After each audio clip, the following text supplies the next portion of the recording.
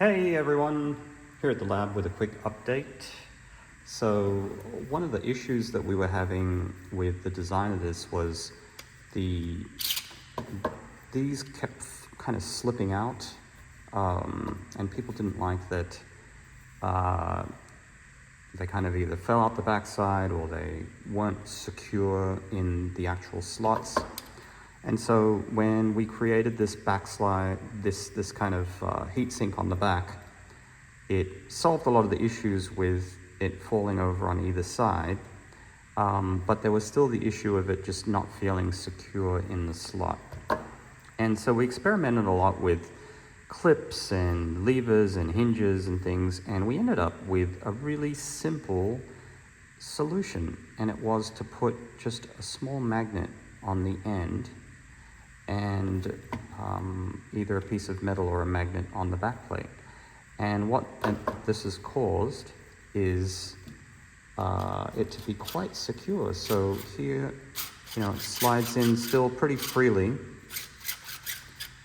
And I've got a magnet here on just this second slot.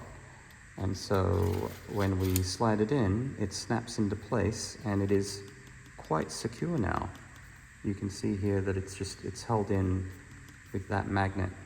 And we also had to put a little tongue here on the end so that you can grab it, because it's actually quite secure in there once it's held in place with that magnet.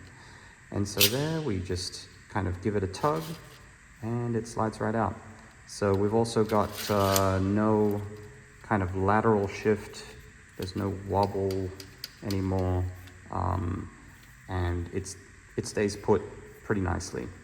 So we checked with any kind of interference that this magnet might cause, and the only thing would be if you are using Wi-Fi for some reason. Now, we don't really recommend using Wi-Fi with a home lab or any kind of lab, but if you were using Wi-Fi, it would cause maybe a little bit of interference, especially because the Wi-Fi emitter is right there. So that may cause problems, but it won't cause any problems with any of the other kind of chips or SSDs or anything like that.